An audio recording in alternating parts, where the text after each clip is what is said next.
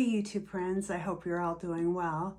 I'm Lori and welcome back to my channel. And if you're new here, welcome. And if you've been here before, thank you for coming back. And yeah, I hope you're all doing really well wherever you are in the world. And you may be ready for bed or you may be getting ready for dinner. Who knows? But I'm here with you and oops, sorry. And yeah, let's get into it and do a fragrance of the day. So the lighting's changed a little bit around here, and so has my tripod. And hopefully my microphone is working. So if it's not, oh well. But yeah, a little bit of a new setup here and a little bit of a new table here that you can't see, but my other table was so small and so round I couldn't fit anything on it to do a get ready with me. But today we're not doing a get ready with me. I was thinking hard about it. What am I doing? We're supposed to be doing fragrance of the day. All right, fragrance of the day. The lid is missing to this, but you may know if you are kind of an old gal like me or somewhere around there, you may notice this bottle. However, it was missing the lid when I got it. It's a big black lid with like a white and pink. It's called Exclamation, like an exclamation point. And this fragrance was out in the 80s. I believe it came out in the 80s. I'm not sure, but I don't think it was out in the 70s. I think it came out in the 80s. And that's where this was the fragrance. Now the smell of it, it's been a long time. I think there were very little choices back then in a small pocketbook. It has a clean, almost like a very clean out of the shower smell to it. It's somewhat relaxing. I could see a person wearing this before bed, or in an office setting, or when your wrist is up in someone's face like mine is a lot of the time. But yeah, it has this very powdery, soapy, clean scent. That's what it's giving. I think a teenager could wear this all the way to an adult. I do not feel like this is very unisex. I feel like this is definitely leaning more feminine to me. If there is a floral in here, it's probably going to be a white floral of some kind, but very subtle, has a little bit of musk to it, just a tiny pinch. I don't smell any kind of gourmand note in here, not even vanilla. If there's vanilla, I'd be shocked. If they threw that in there, it must be very mild at that. I don't know the blend. I should have checked for you, but if you know about Exclamation, write in the comments. Did you wear this in high school? I'm curious to know. So that's the fragrance of the day. And yeah, that was a TJ Maxx find in a box that had been taped up. It looked like someone opened it. Why would they steal the lid? I have no idea. And I forgot to spray some for you because you want to smell good too, right? Let me spray it in the right direction. Has a nice little spray to it, atomizer. So yeah, anyway, happy Saturday. I have gotten notifications on my phone suddenly that I needed to check in for my flight from Glasgow to London, from London to Baltimore. Funny, it never sent that when I was on my way, but we know why. That's a long story. Anyway, trip to Scotland. I would have been landing on American soil about 9:30 p.m. this evening. Wait, is that true? No, it's a lie. It's a lie. I'm so confused about the day of the week because I've had all these days off. Not true. They're telling me to check in for my flight because tomorrow is the flight. Tomorrow was when I was coming home and would have arrived tomorrow night, only to wake up to a sunrise session. What I was thinking at the time, I don't know, but I think it was all about money. So there you have it.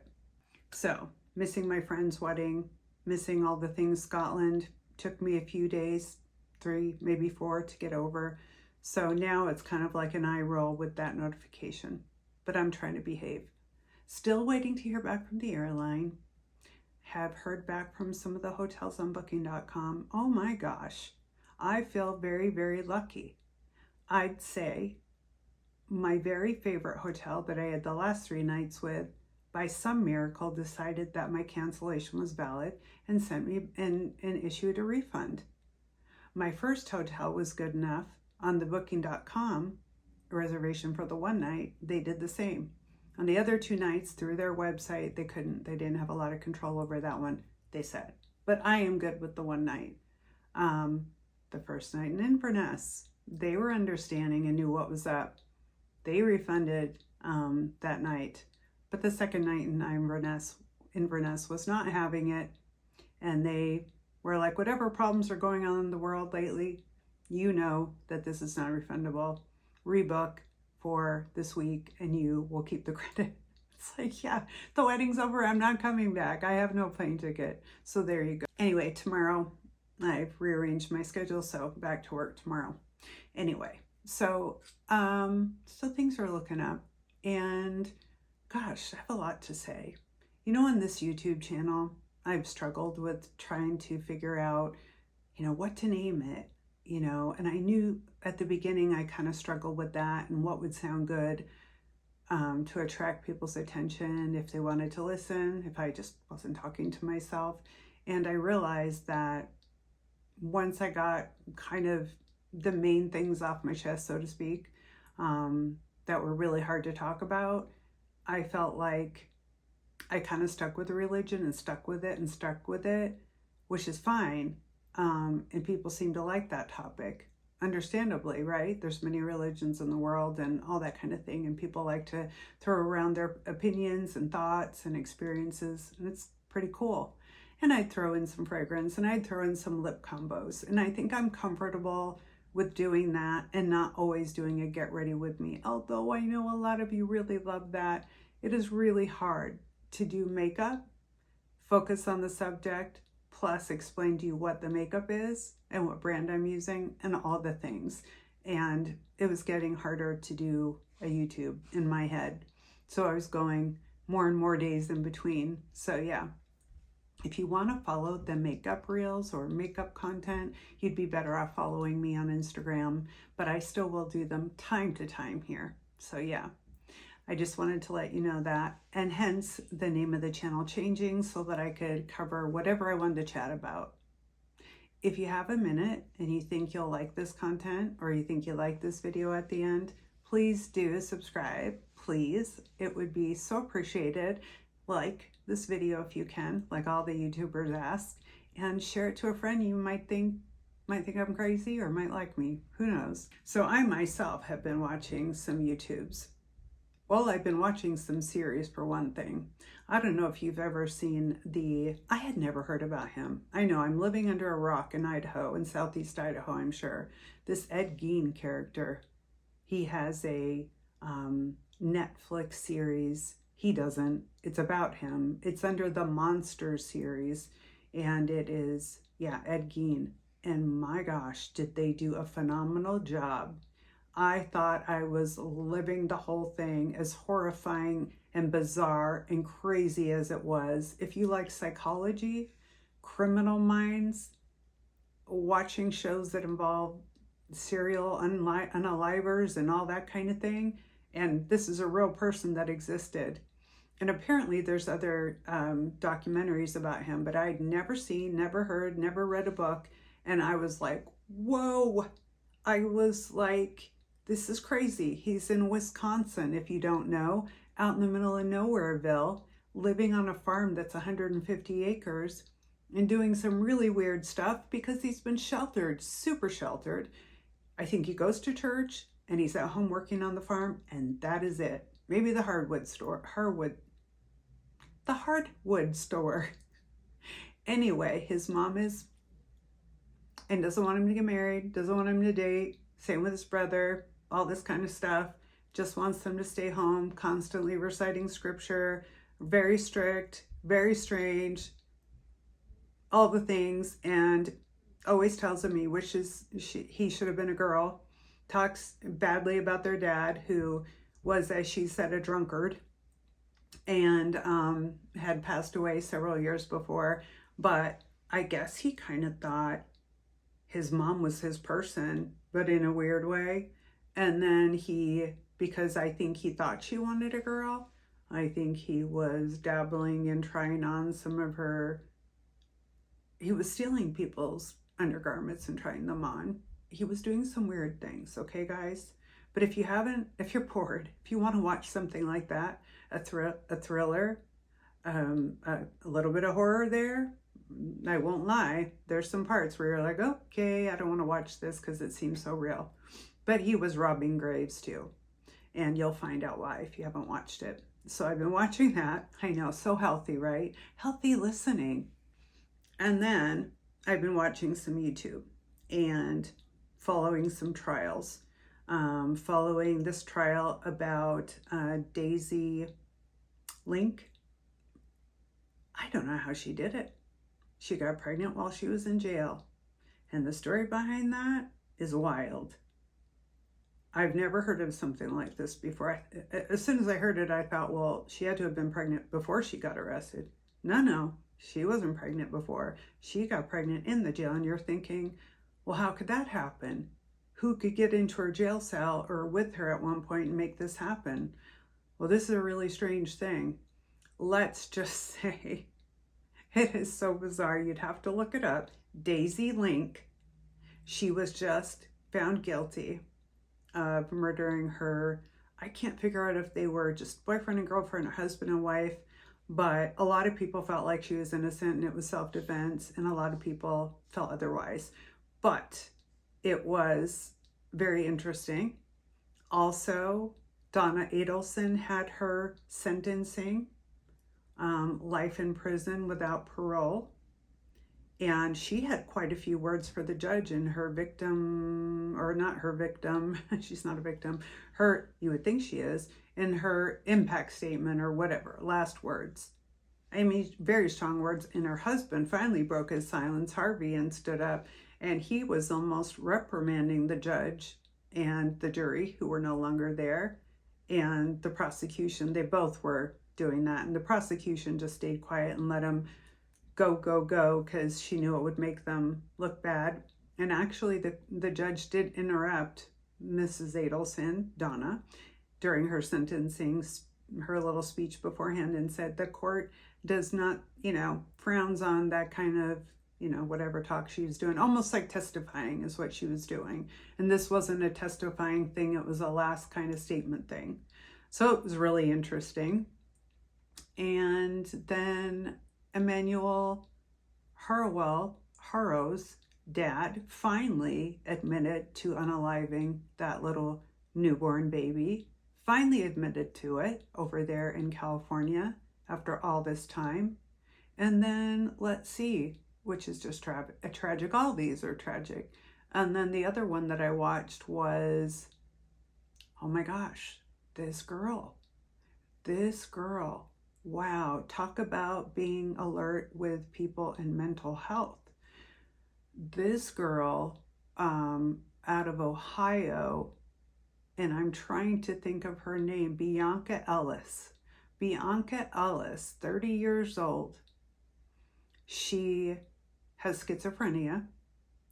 I guess she's had it since her early 20s, maybe before that, for anyone knows. But she had seen a lot of doctors. I think, like a lot of people, she would get treatment, feel good, and then get out in the world and not take her meds and not do the things she needed to do to maintain her mental health. So then it would get her into trouble, and she'd end up on the street, and then people would call kind of concerned with what they were seeing, and the police would come out, and sometimes she'd get in trouble with the police. Well, I guess she went over to the police station, wanted some of her belongings. She thought she had some gift cards, some money, some stuff over there, and they weren't able, the person on duty, she wasn't able, the officer, to locate it, and told her that, and she was upset. She was not on meds. It was obvious. She turned around, and when she left, she was so mad. This is what she did. She flipped off the lights in the hallway of the jail. So it's kind of like a kid when they get mad and it's like, what can I do? And she flipped off the lights. But then what she did now, and you know, we couldn't do a YouTube without Farmer coming to say hi. He's got his little hoodie on here. He's gotten, because it's getting chilly and he's close to the floor. So yeah, he wanted to say hi to everybody, didn't you, buddy? Yeah. Anyway, so Bianca, for whatever reason, when she went in there, had a wheelchair and a suitcase. And I don't really know what went on with that, but I do know that she left there really upset, and the video footage outside the police station showed her wheeling up and down in this wheelchair, but using her feet to push herself, and with the suitcase struggling. And then at one point she just abandoned the shopping cart, the wheelchair and the luggage, the suitcase, and walked just as quick as could be. So there wasn't like an injury to her foot or to her leg that was evident. She walked very fast, like a speed walker. Anyway, she got over there to this shopping center that was just about 4 minutes away from the police station, and she went into this thrift store. And it shows her on the camera footage walking around and going directly to the silverware area, you know, kitchenware. And she's looking in a drawer, and she looks at the silverware, and it shows her picking out 2 knives and kind of looking them over and deciding that she's going to steal both of them. Don't know how she did it, walked right out of the store. Probably don't have security at a thrift store, and probably don't look at the footage and have someone there watching for shoplifters. It's all donations, you know, all that kind of thing. So she leaves with the 2 knives. She goes to another store. She's kind of walking around, looking around, as well as the thrift store, looking at people, kind of observing, just swinging her arms, swinging the knives. At one point, she kind of has the knives behind her back. But then she decides to stop at a brick post, a building post, and use both knives to see which one is sharpest, I suppose. And so she drops the other and keeps the one 8-inch butcher knife that's very wide. And she has it, and she's walking around in this grocery store that's right there by the police station and by the thrift store. She's swinging her arms, swinging the knife, and you're like, why are people not noticing this and saying anything? Clear as day in the video, you can just see her. It's so obvious, and just blew my mind. I'm sure a lot of other people felt that way. But anyway, she sees this woman and this little toddler in a cart, and as soon as she sees them, she does this abrupt 180 right behind them. But she's going a little too fast, so she's got to kind of stop at the exit and let them bypass her and get out of the store and get into the street going towards their car in the parking lot. So she heads out there, and what happened next is absolutely horrific doesn't cover it. Devastating doesn't cover it. Tragic doesn't cover it. Horrifying doesn't cover it. Just diabolical evilness, and people that have no medication and no control over themselves with schizophrenia and other things going on out in this parking lot. Now, like a lot of people with mental health issues, and I would be the first to say I definitely have had my share. Schizophrenia, from what I've seen, is probably one of the hardest ones to tackle. I'm not sure by diagnosing it. I think that seems to be easy enough for everyone to agree with in the court and the psychiatrist to be on the same page with. But when it comes to whether she knew what she was doing was right or wrong, they were argumentative about that in terms of their reports and interviews. One thought that she was having a episode and that she was off meds, and that's what happens. The rage happens, it's part of it. And the other doctor said, no, rage is a separate thing. And she knew what she was doing. She was very organized about her movement, while the other doctor said, no, she wasn't organized at all. And everyone has a defense, and then the state's job is to prosecute for the family. So the mom and the toddler, via her testimony, were headed towards the trunk of the car, popped the trunk open. She heard a loud sound, looked over. Miss Ellis was taking the knife and stabbing the back of a vehicle, which alerted the victim. And she said she immediately took the cart and tried to turn away because her little boy was in the cart. And when she came around the corner, she came after them. And I won't go into detail, but she stabbed the little toddler, the little guy, twice, and the mother after that once. And everybody in the parking lot was calling emergency and around her and trying to help him. It was horrific. Anyway, I don't even think he made it to the hospital, even into the ambulance, I don't think, before he passed away. And the mom recovered from her injuries, her stab wound, but it was such a sad story, but she was found guilty. She was not found guilty of insanity, which is what the defense wanted. She was found guilty on all counts and to serve in a normal prison, a normal population prison. And she'll get medication, she'll get treatment, but it won't be like a mental hospital. However, people sometimes that go to mental hospitals, they end up feeling better, doing better, evaluations are better, and they get out at one point. And I think they said, you know what? The jury probably said, we understand mental illness, we see what's going on here. Some probably thought she knew what she was doing at the time and was organized, and others thought she, wasn't. And so it took them like 8+ hours to probably get everyone on board. And they finally did. But they probably talked about the fact that if she were to be let out of a mental hospital, what that could mean for the public and the dangers to the public. So she was found guilty, and her sentencing, I think, is in a few weeks. But anyway, that's what I've been watching on YouTube. I was also watching one of my favorite channels, Hidden True Crime, with Lauren Matthias and Dr. John Matthias, a forensic psychologist, and a regular psychologist at that. And I was blown away. I saw it later. She had gone live. She was live for 9 hours, guys, almost 9 hours, talking about what she's been going through, and her husband and her son and her producer. And yeah, and it is just absolutely crazy. It is one of the huge cons of being in a public platform, whether you have a huge following like they did and covered crimes and cases and mysteries and broke it all down. They at one point got a lot of followers, and the more followers you have and the more content you're putting out and guests and this and that and the other, you start to earn some really good money. And I guess she had this kind of this person that was doing sketch art inside of the courthouses and doing a little bit of work quite a bit of work, it sounds like. She was a contractor, and she was out of Utah.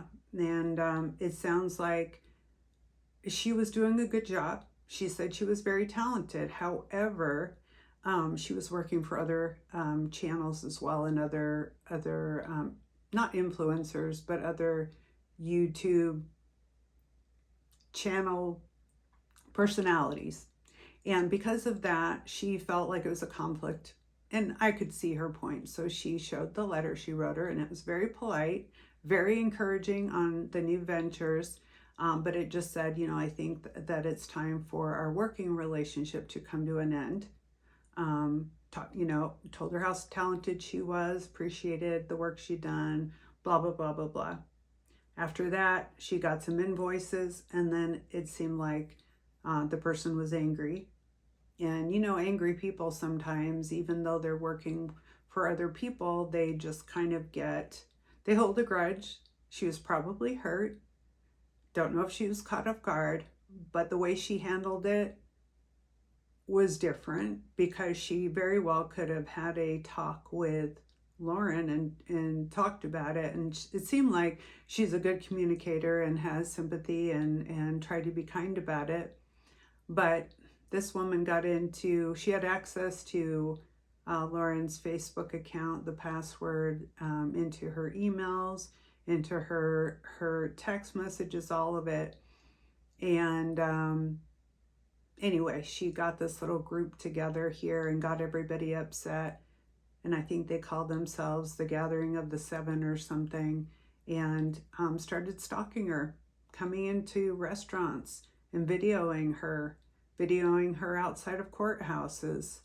And the producer making everyone uncomfortable, calling her husband's work, all this stuff. She became a real stalker, and so did her friends. And these are adult women. These are mothers, grandmothers, professionals, and they all became like middle-aged kids, and spreading rumors and sending people texts. Lauren wondered why people weren't communicating with her, and there was just a whole bunch of stuff that happened. Anxiety, meds, and nervous breakdowns, and she goes through the whole thing. It's on Hidden True Crime if you want to see it. And yeah, there were court motions, there were protective orders this person broke within hours. It was absolutely insane. And Farmer agrees. But the moral of the story is that that's what happens when you're by the window and people are talking and Farmer can hear them. Anyways, let's try this again. Anyway, with all that said and done, I like the channel. I support that channel. But it just goes to show that there are pros and cons. There are solid followers who are just right behind you, and there are people that are not happy for your success and jealous and will do anything and do anything from be a keyboard warrior and make rude comments to doing what these people were doing. And it got me thinking about YouTube, and I thought I would never want to have that responsibility of having that type of following and covering all of that stuff, or get to the point where a lot of these people do, because they end up in the news, they end up being talked about, they end up having a lot of pressure, they end up having sometimes mental health issues, big challenges. While there's the gift of money and people sending PR or free items, there is a lot to be said about the negative impact. And I hope that she and her husband and son will find their way through this, because there were some horrible things said and done, and it's a shame. So anyway, here I am, a small little YouTube channel, and that is just fine with me. In the days since I made the last YouTube, and you should never look if you're on YouTube, I saw, oh my gosh, it looks like 4 or 5 people decided to check out and decided I wasn't worthy. And that's okay with me, because there's going to be people that like me and people that don't like what I say, don't like what I say, find it boring. And when I start in with the makeup, the ladies might like it, but the guys are like, yeah, I'm checked out. So for you guys that didn't check out and stuck with me, a big thank you for that, because I'm trying to make everybody happy, and I realize there's a saying, you can't make everyone happy all the time. Lastly, I want to talk about a little bit more about this new president of the Church of Jesus Christ of Latter-day Saint. They did the obvious. The person that was next in succession, was that the word, to be the prophet of the church, Dallin Oaks. And he chose his 2 counselors, one who was, I think, already in the presidency, and one that came from another group, the 12 apostles. I did not know in my life until I really looked it up that no other church has, at least, tell me if I'm wrong, has apostles that are alive on the earth. So that's interesting. I've always heard about apostles. I've heard about prophets, and I knew there were prophets, a prophet for the church all the time, kind of like there's a pope for the Catholic Church, I suppose. But it's just a whole different belief system and a whole different set of values, mindset, in all religions. And there's pastors, there's, you name it. So yeah, very interesting. And so they had, what seems like an interview with a reporter who, it felt like maybe she could be Mormon, but I don't know. But I definitely feel like they had to approve of the questions if she wasn't, or they together discussed the questions, because they were all questions they were able to answer easily and in a positive light, and were not hard pressed to answer. So I got this feeling of, and I know some of you are going to hate me for this, and I've decided I don't care whether we've been friends or we haven't been friends or whatever. I have a right to have my point of view and my beliefs. And I have gone back and forth on this church thing for my whole life. And I need to feel free that I don't have to believe in what my friends or my family believe in order to exist in this world, on this earth, and have my own beliefs or whatever, or different beliefs. It seems like it's really hard to agree to disagree when it comes to that specific religion and myself. And I just found the gentleman to seem very kind, meek, and mild, and somewhat naive. And I could tell 1000% that on camera they did seem to really believe in what they are called to be, and believe that it's real and true, and have their heart in it.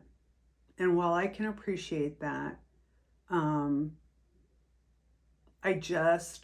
I think that people can have their relationship with whatever higher being, whether it's God, Heavenly Father, whatever. For other people, there's different names. Maybe you're spiritual and your journey is different. And it's okay not to be religious. You can just do what you want. Some people are atheist and don't believe in any of that stuff, and that's okay too. But the point is that I don't see them the way I did when I was younger, or even as a young adult.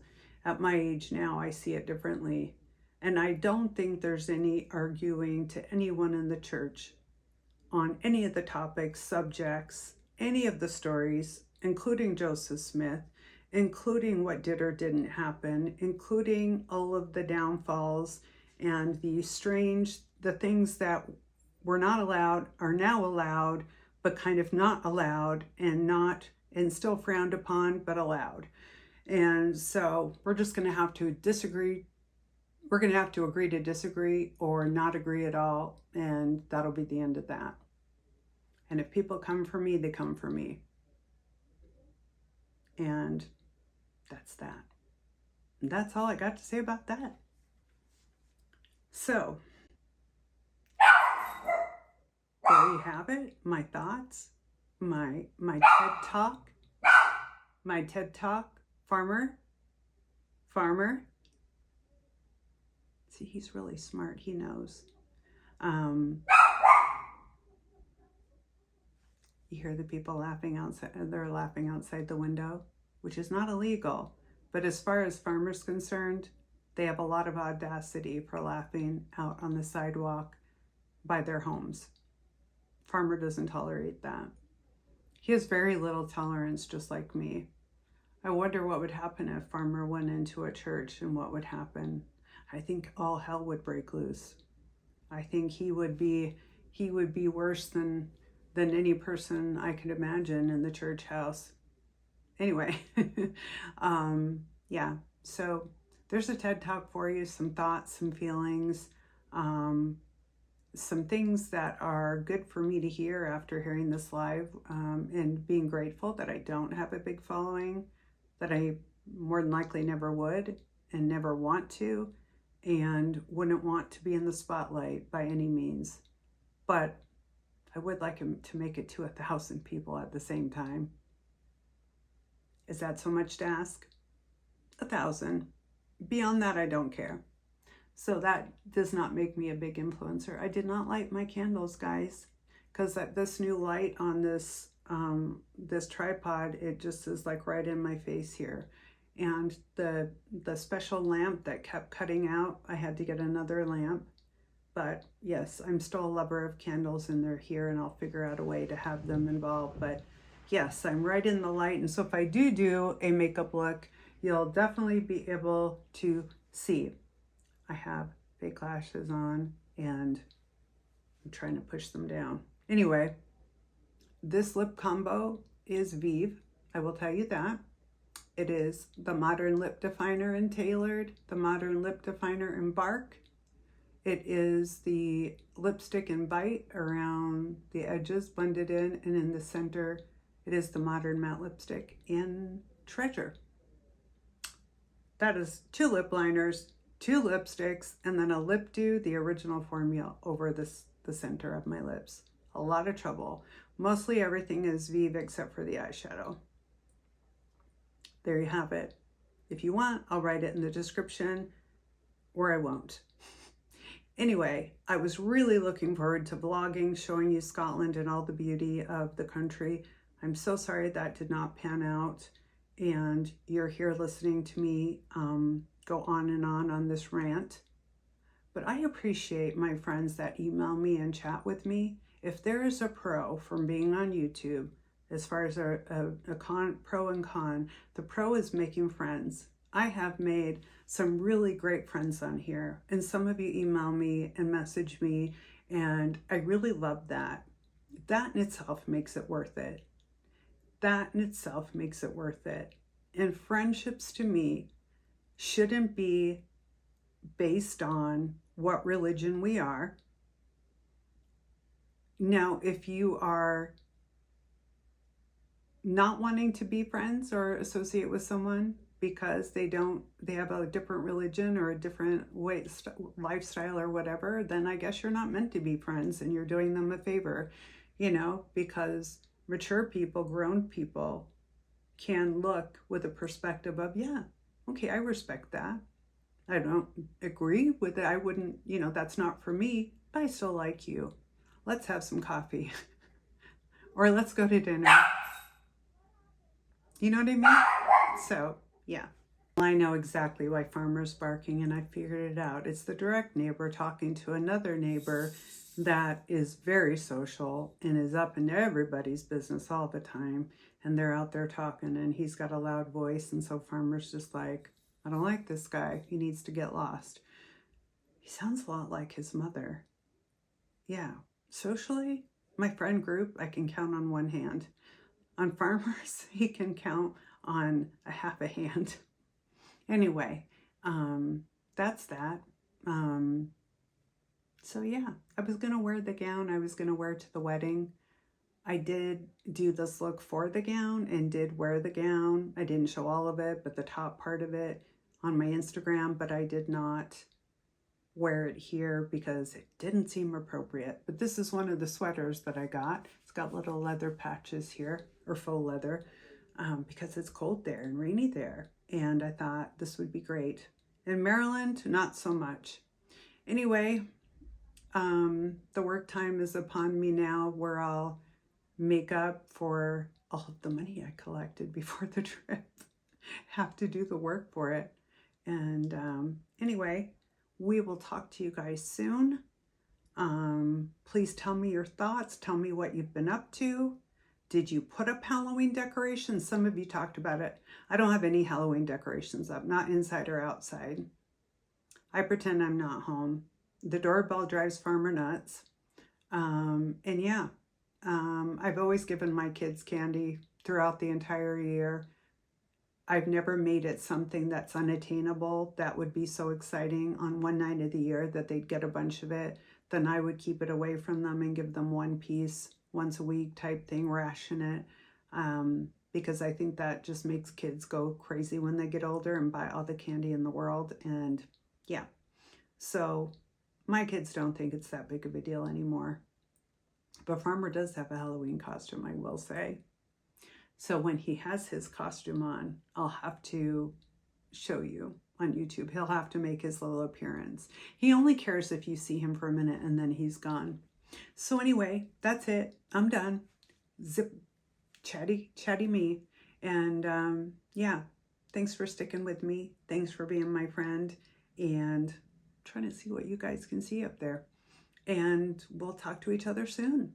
But write in the comments. This place is all about us chatting back and forth. So if you don't chat to me, I'll just pretend you are and have to guess your thoughts.